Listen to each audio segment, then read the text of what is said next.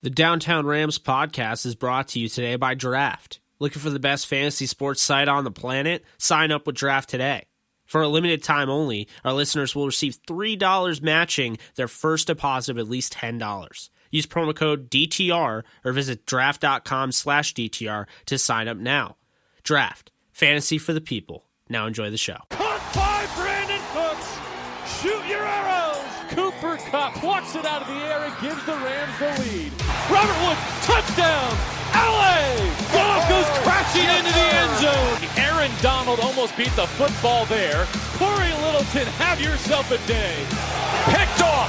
Marcus Peters coming off the edge, and Ryan will be wrapped up by Clay Matthews. Everett in stride.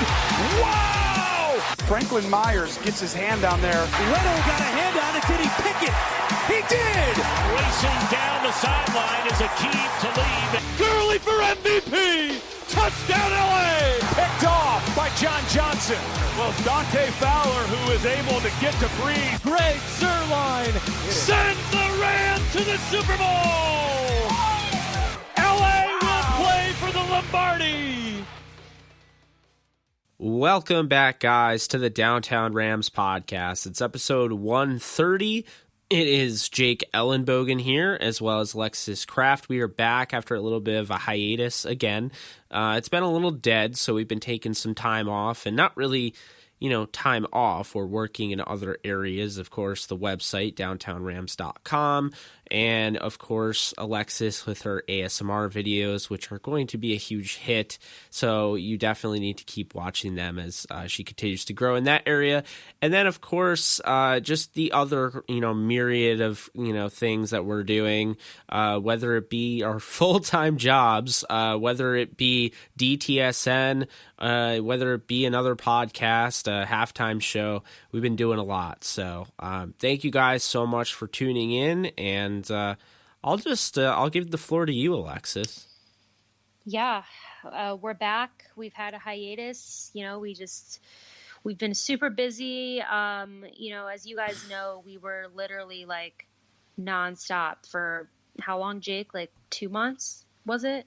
Pretty much. I mean, we were just, it was, we're not complaining because we loved it. We got to interview so many cool NFL draft prospects, guys who are now in the NFL. And it was such a fun experience for me to travel to New York, and we got to do our draft live stream, and we had a lot of planning going into that.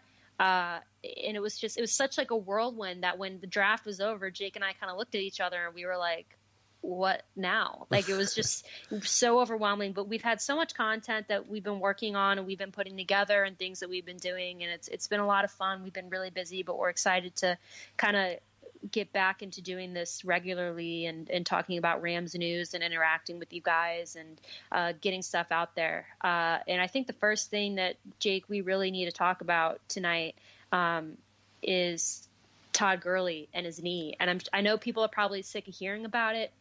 It's been everywhere. It's been all over social media. There's been a lot of different opinions on it, a lot of different people commenting on it, people claiming that they know what's up and they know what's not. And it's been, if you're not really sure what's going on, you're probably really overwhelmed right now with information, and you're kind of on sensory overload with it. And, Jake, I think I'll let you talk about it first, because the truth is, for me, my opinion from what I've heard and who I've talked to and what I've seen is I don't think that the Rams are fully aware of what the nature of this injury is. And here's why I say that. I don't think that the Rams, and I don't even think Todd Gurley, and I don't even think his doctors know what's going to happen with him. I think he could either step onto the field and be better than he thought he was going to be, maybe have a issue here and there, but power through it and go.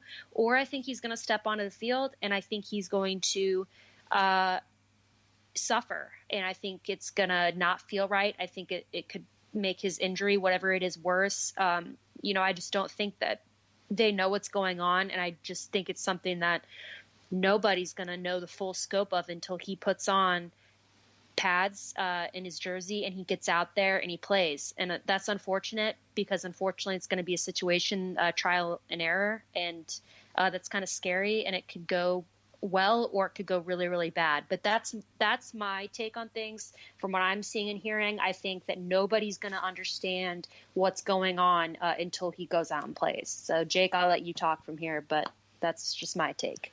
Yeah, so, I look at Todd Gurley, and I think this is a great topic to start off with because, one, he's been in the news already talking about, he's not going to be changing any bit about his game. He's not worried about this injury. It's not going to, he's not going to let it affect him. So I love this topic to start out with for that reason.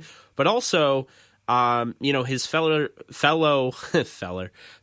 draft class running back there, Melvin Gordon, demanded a trade, or is going to be demanding a trade if he doesn't get signed.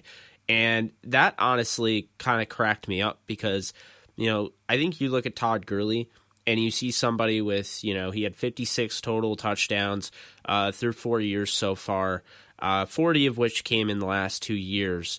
This is somebody that has been the best running back the last 2 years after having one of the worst seasons a running back could have the year prior to those 2 years. So he's bounced back incredibly well, safe to say.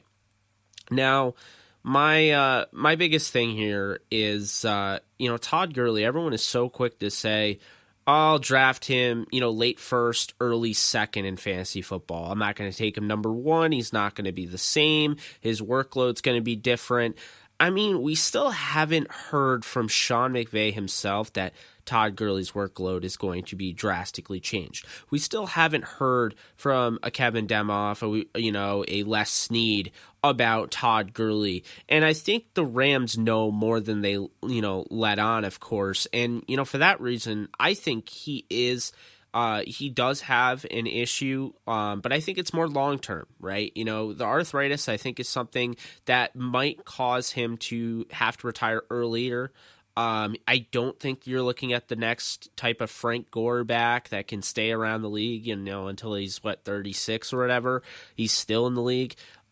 This just, to me, screams that Todd Gurley is going to go all out and he's going to have a short career. It doesn't tell me anything besides that, and I think he easily gets through his contract with the Rams. I really do. So at the end of the day, this is somebody that had 40 touchdowns of his 56 that came within the last 2 years. He's had over around 4,500 to 5,000 total yards of from scrimmage since he came into the league. 3,600 of those around that have come within the last 2 years.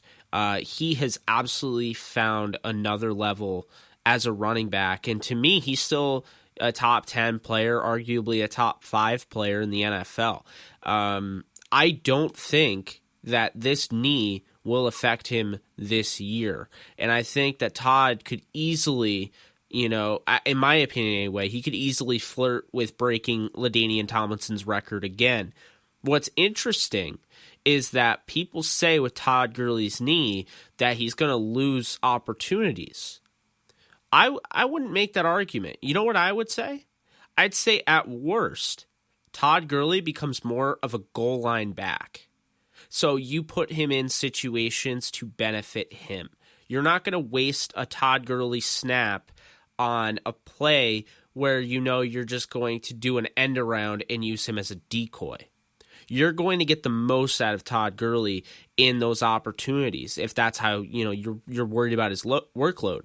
So what I think is, and I don't know why no one's brought this up, but I think Todd Gurley could have more production this year as far as touchdowns, maybe less as far as yardage is concerned, but I think he could, rack up the touchdowns, and you could be looking at a guy that, is put in situational type of style football, and then they kind of use like an Alvin Kamara, Mark Ingram type of backfield with him and Darrell Henderson. Keep in mind, albeit they do have Malcolm Brown coming back from injury, they have Malcolm Brown, and Malcolm Brown is a really good back that could probably start on a few teams in this league. So they're really feeling good about their backfield.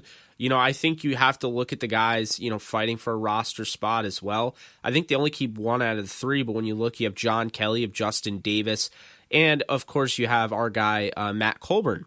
I actually think Colburn's the best out of the three. I know they do obviously like what John Kelly did in the preseason last year. They didn't like what he did during the regular season, forcing them to go out and get a CJ Anderson. But I think with Justin Davis is interesting because Justin Davis is a guy that they've continued to keep around. So it makes you wonder there. But I mean, regardless, Alexis, I think this is a really depth-filled backfield, and it's the best situation in the entire NFL for a running back like Todd Gurley that is the best at his position and has question marks about a long-term future holding up with the arthritis that has been reported. I think that is where I'm going with this, is that Todd Gurley, it's all relative to how the coaching staff uses him. He could run, he could grab 400 touches this year. I just don't think now, because that knowledge is out there, I don't think he gets that. I think now, because of that, that concern, I just think the Rams are going to hold him back and allow him to, save himself and hopefully get as much as they can out of him for the long term. So you don't think, in your opinion, should Rams fans be worried about Todd Gurley? In a selfish way, no, because I think he's going to play out his contract pretty easily. And I think people don't realize how good Darrell Henderson is. So even when Todd, comes out for a breather or maybe two, Henderson is the best running back in this entire draft. So when he comes in, it's going to be electric. And I think the Rams they're in the best, situation right now. They can really do whatever they want. The question is, if you're talking about Todd Gurley breaking records now, that becomes a little harder if he's used less. But, I mean, Todd Gurley, all he cares about is winning. He's already got the bag, right? He's already got that contract. He's got security. So now, I mean, I see them doing kind of like whatever. I guess, we'll see. But I would not mind, to have Todd Gurley in more of a situational role where, you end up giving him 15 touches a game, but they're the most valuable 15 touches of the game, and you give Henderson 15, and maybe you give Brown 15. I mean, I wouldn't mind that.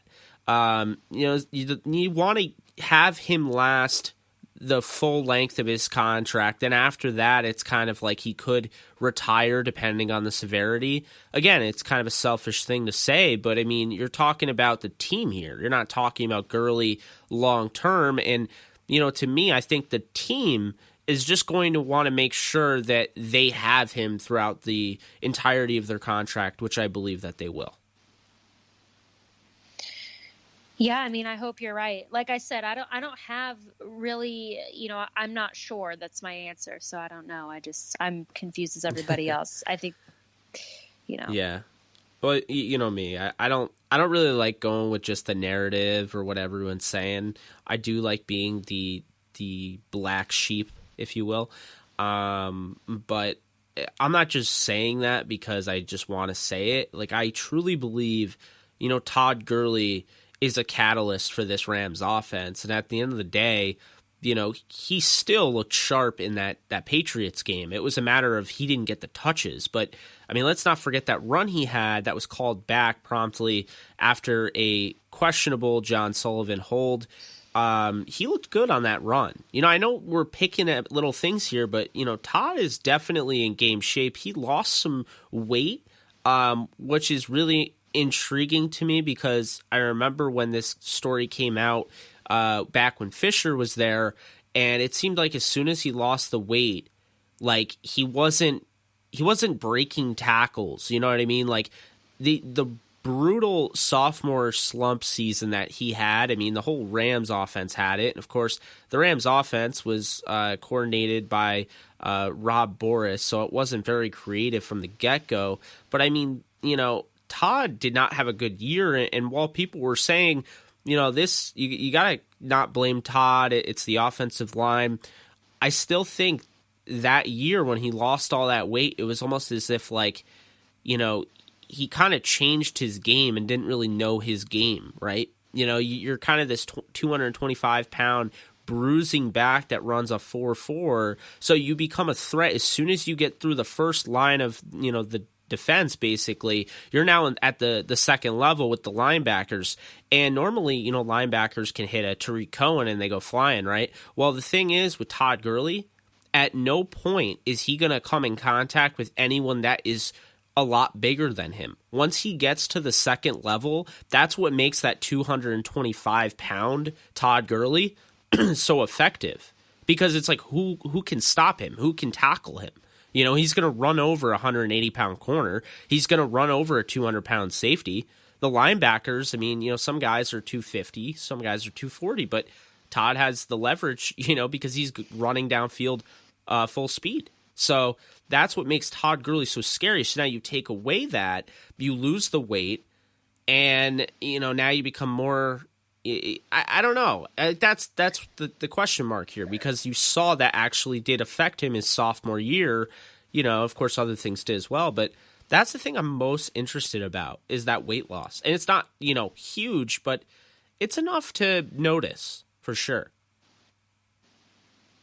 No, yeah, I definitely agree. And, that's kind of, I think if Todd can go out this season and really perform well and,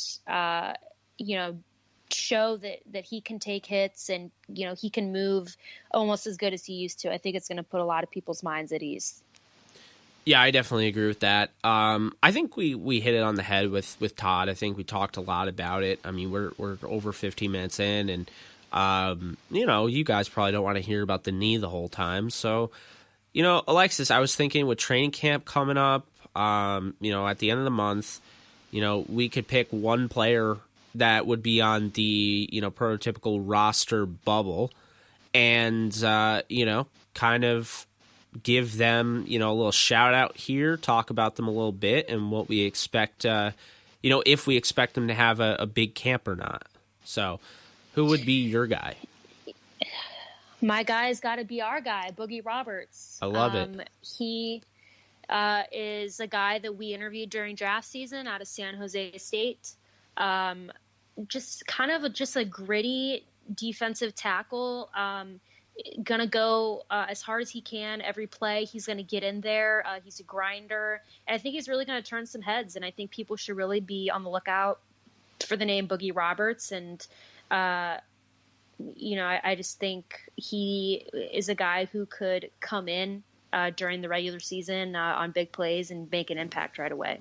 Yeah, so I'm going to take a little bit of a different approach here. You talk about a defensive lineman that I really like, of course, Boogie, friend of ours. And, if he doesn't make the team, I guess he's just going to join the podcast. It sounded that's what he told us. But, so I'm going to go with a guy that you probably remember from the AAF if you watched the AAF, but that is John Wolford, the quarterback who was formerly with the Arizona Hotshots. He also played a little bit with the Jets, and he's from Wake Forest. He joins the Rams in kind of a surprising, low-key move. Not really anybody talking about it, but he was one of the better quarterbacks in the AAF. He has actual in-game experience at like a semi-professional level, and I give him the nod over Brandon Allen. And if the Rams, keep three quarterbacks, my money is on Wolford. And I know that sounds weird because it's like Brandon Allen's been there 2 years now. Why would you write him off like that? I liked Brandon Allen when the Rams got him from Jacksonville, right? But the problem is Brandon Allen is older than Jared Goff. I mean, that's not a developmental quarterback to me. He's older than your starter. So how much upside does this guy have? So that's what worries me. And I believe he's the same age, if not older, than Blake Bortles, who would be the backup.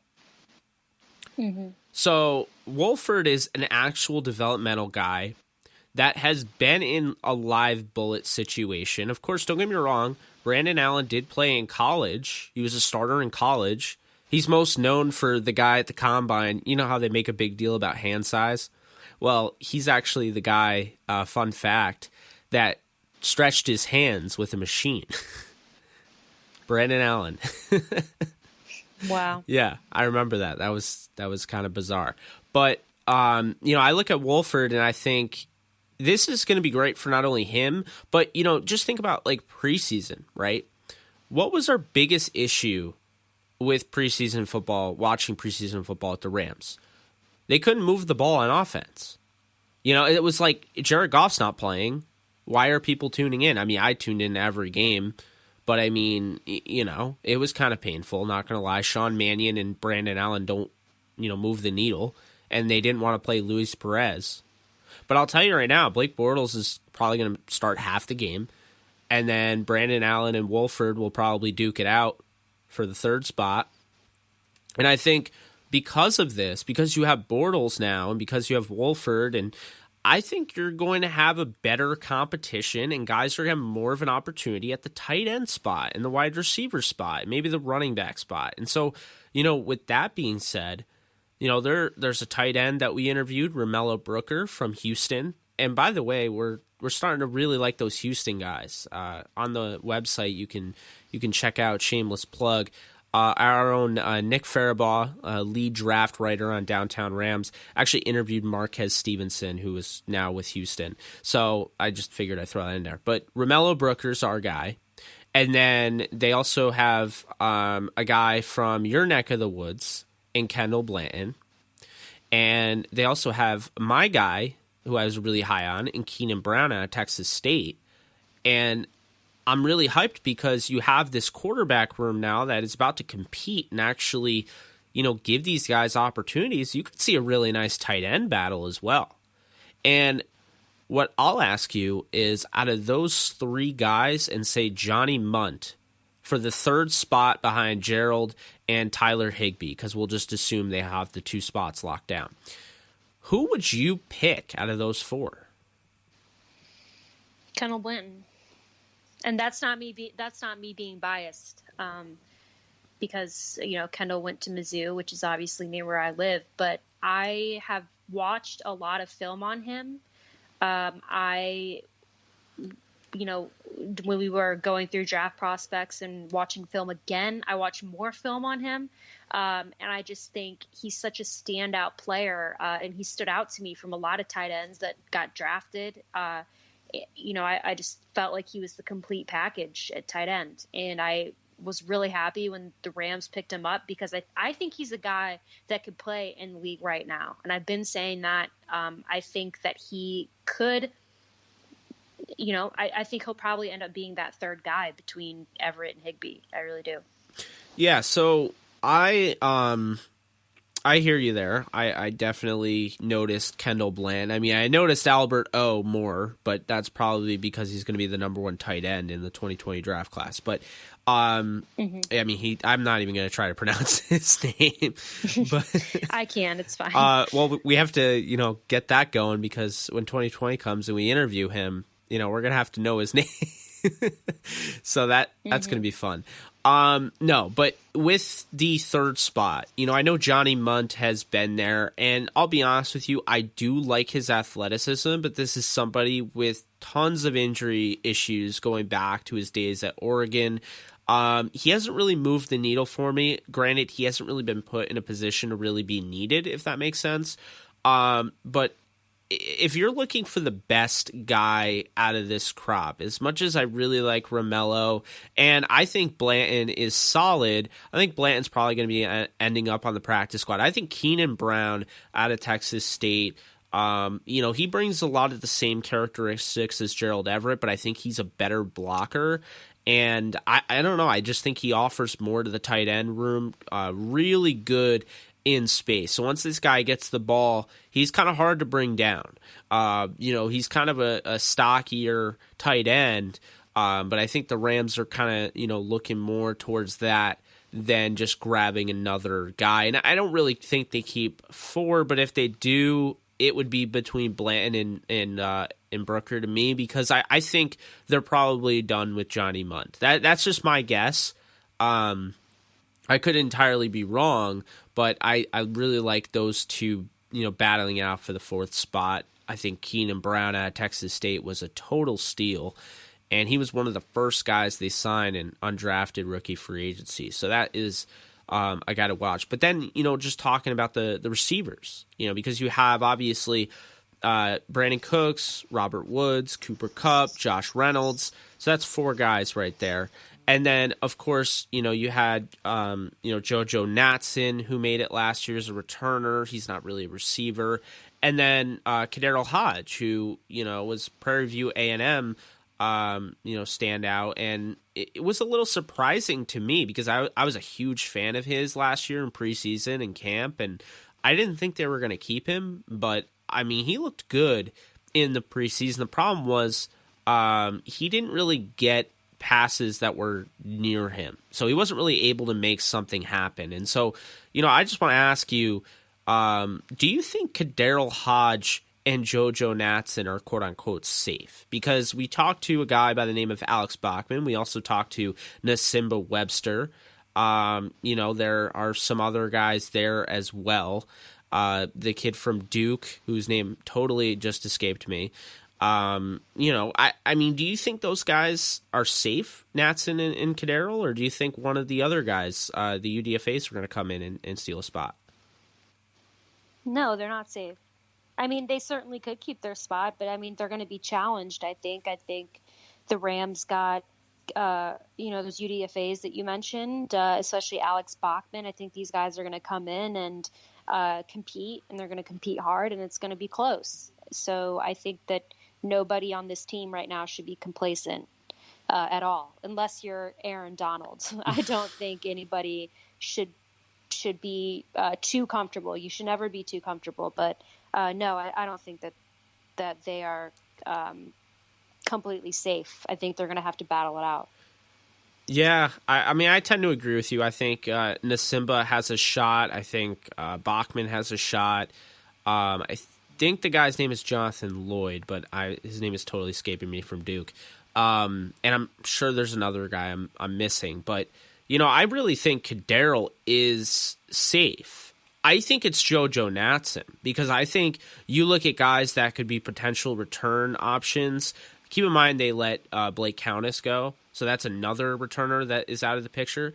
If they get rid of Natson as well. So I think you have to look at Nasimba Webster, who returned some, Alex Bachman, who could definitely return. So I think it's really going to be dependent on that. You want to find a guy that can win on special teams, help you if need be in an emergency situation on offense, and definitely be able to return because, I mean, once you get down to the 53, I mean, you really have to have an argument to make that 53. So, I think I definitely hear you there. With what you said about Aaron Donald, I guess, lucky for us, this isn't the NBA where anybody can be traded at any given time, because if that were the case, then I'd be a little worried about Jared Goff and Todd Gurley and just so many of these guys. But since that's not the case, I guess we don't have to be worried. But kind of just wrapping this up, because what we're going to do moving forward, we're going to start having a schedule, and it's going to really take effect during the actual year. We're going to try and get podcasts out pregame, try to break it down, maybe have, a rival player on the podcast. I've done that in the past, and maybe have, a rival beat writer to go with that.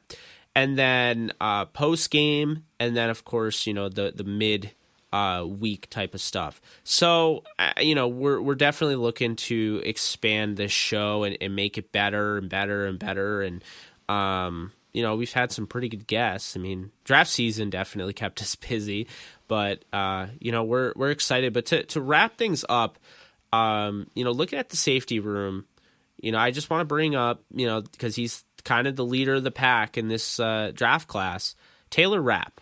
And, I know people are kind of questioning, how big of a role Taylor Rapp will have this year.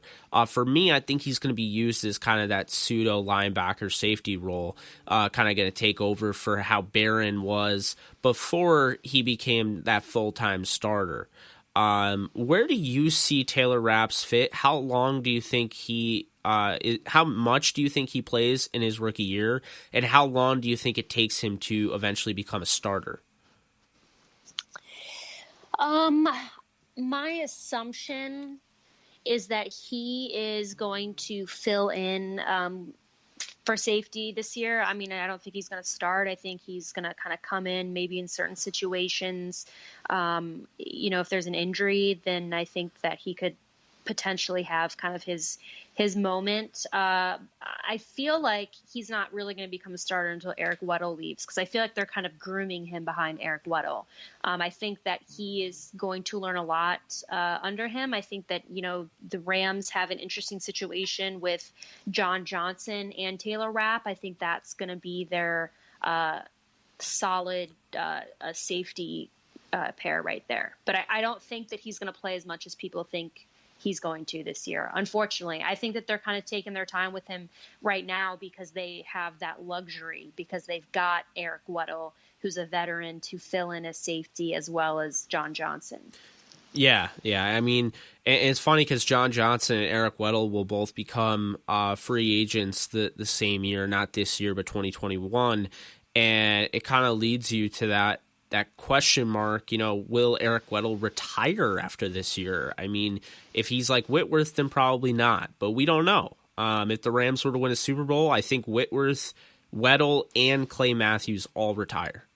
But, it's kind of interesting they signed 2-year deals. And also, guys can get demoted, so just because Weddle's there and they're paying him, if he doesn't, play out, he doesn't look the part and he doesn't continue to hold his end of the bargain, then he could absolutely get benched. We saw it with Maurice Alexander, who looked like the Rams' future at safety, and the Rams were really quick to just let him go and start John Johnson.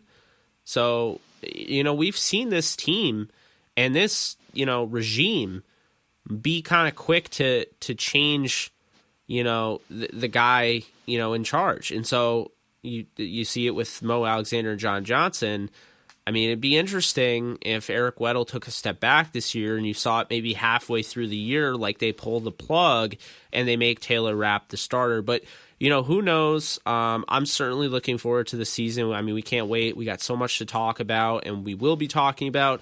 But this is another quick episode. We'll put out some longer ones when we have some more things to talk about and not, water this whole thing down. So thank you guys so much for tuning in.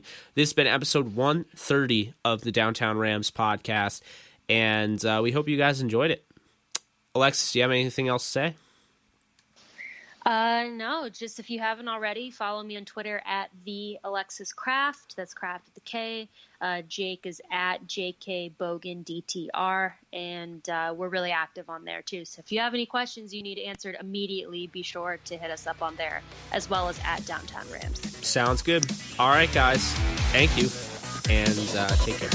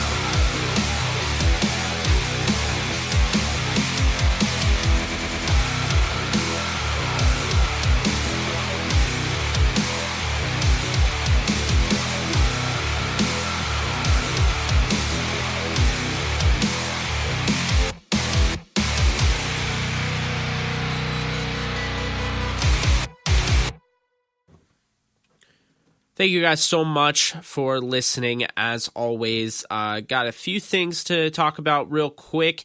just before you go, really want to push on to you that you have a chance to win a Jared Goff jersey. And if you're not a Rams fan, totally understand, don't want a Jared Goff jersey, fine, you can click out. But if you are a Rams fan and you want a Jared Goff jersey, we are giving one away. We just need you to like us on Facebook, follow us on Twitter, follow us on Instagram, leave a review and subscribe on iTunes. That's it. That's literally it. Reply on any one of our social media sites saying done, and you're good to go. So that's that. And then lastly, as mentioned earlier in the show, we are sponsored by Draft. So if you would like to sign up with Draft today, use the promo code DTR. And when you use that promo code DTR, you will get $3 towards your first match of at least $10. So pretty cool stuff there for our listeners. And of course, we really recommend that you check out SiteGround. SiteGround is how we were able to develop our new downtownrams.com site, which is another thing you need to check out. SiteGround has a new promotional price for our listeners. You just have to go there. It's under $6. $6 a month, and you will have access to SiteGround. You'll have access to being able to make your own website and have it hosted on a great host. So just remember, Jared Goff jersey, write that on your hand or put it in your notes.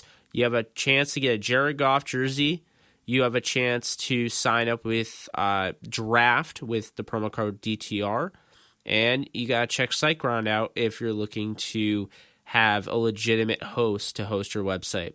That's all for me, guys. Until next time, later.